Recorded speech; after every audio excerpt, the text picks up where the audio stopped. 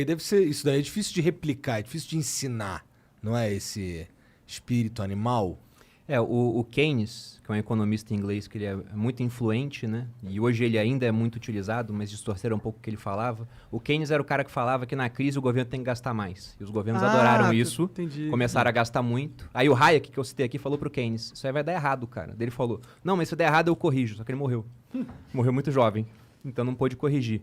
Mas ele tinha essa visão de que a luz da razão, a luz fria, assim, a decisão de empreender, ela não se sustenta. Então, o empreendedor, ele faz por quê? Porque ele tem uma crença de que, olha, a razão está me mostrando que não é tão bom assim, mas vai dar certo, e quando der certo vai ser melhor do que a gente está vendo aqui no papel. Ele vai lá e faz. Sabe quantos por cento das empresas quebraram nos Estados Unidos nos últimos 100 anos? 99,9%.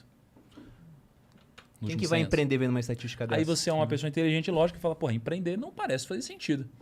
Agora, estatisticamente, quem tem uma inteligência como a minha, estuda aqui X anos, tem um salário de 10 mil reais aqui. Cara, olha só que louco. Hoje, se você estudar 6 meses bem e você tiver um grau de discernimento legal, você se forma um desenvolvedor. Você vai para um mercado onde o grau de empregabilidade é 100%, e você tem um salário de entrada de R$ 4.500 a R$ 5.000. Caraca, por que alguém inteligente...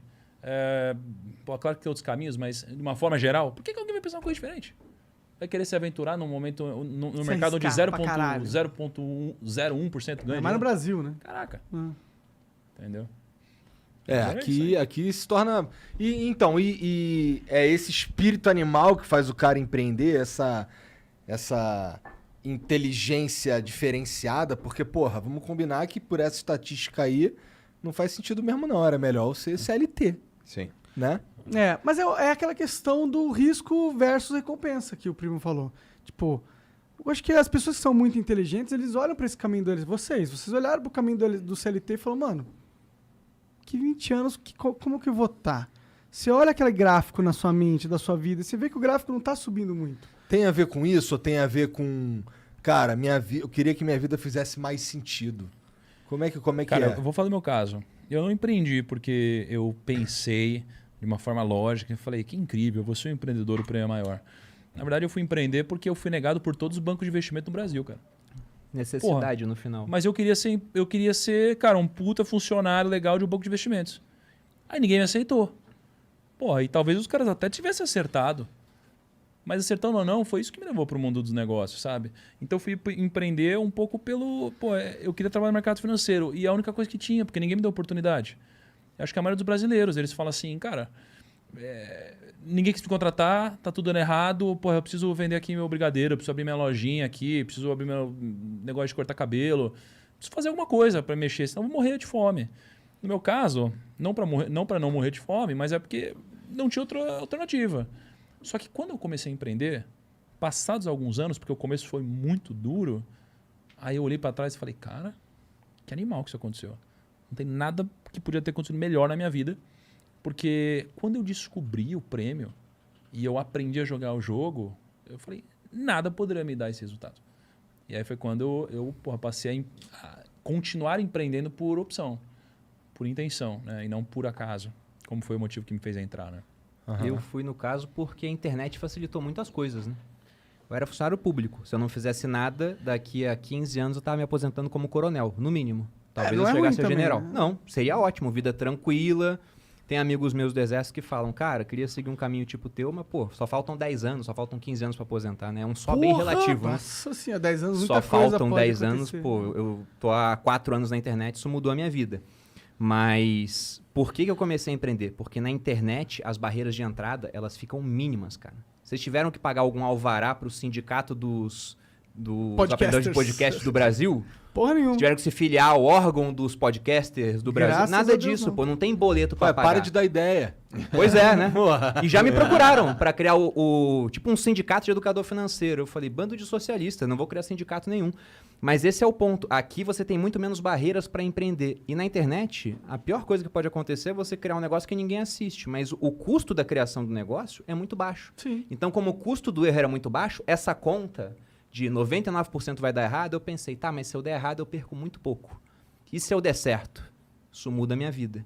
E aí começou a ficar interessante. E no Brasil, a gente tem muita gente empreendendo por necessidade, porque a gente tem uma combinação aqui no Brasil de um mercado de trabalho que durante muito tempo sofreu ali com o processo trabalhista. O meu avô, por exemplo, teve um restaurante, depois de um certo momento, saiu um funcionário, processou ele, os outros todos que saíram processaram com o mesmo advogado. Porque era aquela época onde para processar tu não gastava nada. Então, a melhor coisa é processa. Não der nada, não perco. Se der alguma coisa, eu ganho. Ele começou a fazer acordo. Então, todo mundo processava. Então, tem o pessoal que quer arranjar emprego, mas o empreendedor quer contratar o mínimo possível, com medo de tomar um processo. E, além disso, num país de proporções continentais, você pensa num salário mínimo, R$ 1.100. É muito pouco aqui em São Paulo, certo? Eu já fui para cidades no interior de Roraima, onde se for pagar R$ 1.100, ninguém trabalha formalmente. Porque para o empregador pagar R$ 1.100 para aquele cara lá, ele tem que, primeiro, ter o dobro provisionado, né? Porque tem FGTS, tem 13º, um monte de coisa. Só que o negócio dele paga imposto assim que ele fatura, não é sobre o lucro. Então, esse cara tem que conseguir gerar 2.500 para ele pagar 500 de imposto, aí sobra 2.000, 1.000 ele dá pro cara e os outros 1.000 vai pagando pro governo por uma hora e isso voltar pro cara. Em cidade lá do interior de Roraima, ninguém é empregado assim. Então, não tinha como ter. Se o cara for seguir a legislação, tá todo mundo desempregado. Aí tem que empreender, pô. Entendi. Eu gosto do caminho de empreender. Só que, como você estava falando, é meio que tipo olhar pro... O Elon Musk fala que é olhar pro abismo mascando vidro. Tá ligado? É uma loucura. Loucura. É mais... Sei lá, é legal. Vocês sentem que vocês estão jogando o jogo certo da vida agora? Cara, eu Que sinto... pergunta diferente, né? É muito bom, né? Jogando o jogo da vida. Olha como é que foi comigo empreender. Eu percebi que eu tava jogando o jogo errado. É o jogo da CLT. Cara, eu dava aula na faculdade. Então, eu sou formado em educação física, né? Primeira formação. Só que eu sou formado numa linha acadêmica. USP, mestrado, bati no doutorado, escreve artigo científico e... Como é que ganha um professor? Como é que ganha um Gão? Como é que ganha o professor? Como é que ele é ganha remunerado? por hora aula. Por hora. Um professor ganha por hora. Então, eu ganhava por hora. Eu comecei sendo estagiário, ganhava R$13 a hora, depois eu virei um professor de educação física, ganhava, sei lá, R$10 a hora, e trabalhei aquele negócio todo, fui dar aula na faculdade, ganhei R$30 a hora. Aí o cara falou, pô, mas se você fizer mestrado, você vai ganhar uns R$50 a hora. Por que eu fui fazer mestrado? A verdade é a seguinte... Pra ganhar R$50 a hora. Essa é a verdade. Eu fui fazer mestrado para ganhar mais. Aí eu dava aula na graduação.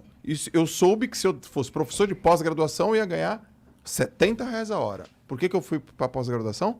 Para ganhar mais dinheiro. E até um dia que tem um congresso de educação física chamado Fitness Brasil. Ele acontece todos os anos em Santos. Gigante, maior do mercado, tal, América Latina. E eu tinha lá um sonho de ser o palestrante daquele lugar. Para quê? Para ganhar mais, mano. Era isso que eu queria. Eu falei, eu quero ser reconhecido, quero ganhar mais. E aí tá aqui meu jogo. E aí, 3 anos trabalhando, fui e recebi uma mensagem, cara, a gente quer uma aula tua. E mais ou menos a mesma aula que eu dava na faculdade, cara. E o cara falou, vou te pagar R$170 a hora. Eu falei, vence na vida, né, velho? Cheguei. E é um congresso que passa sendo um congresso... Brasil inteiro, mundo todo, sei lá, umas 20 mil pessoas no congresso. Caralho. Umas 20 mil pessoas. Eu botei o meu crachá, palestrante, R$170 a hora, cheguei. Quando eu entrei no congresso e vi aquela galera no congresso, eu falei, mano, quem ganha dinheiro não sou eu. Quem ganha dinheiro é o dono do congresso, velho.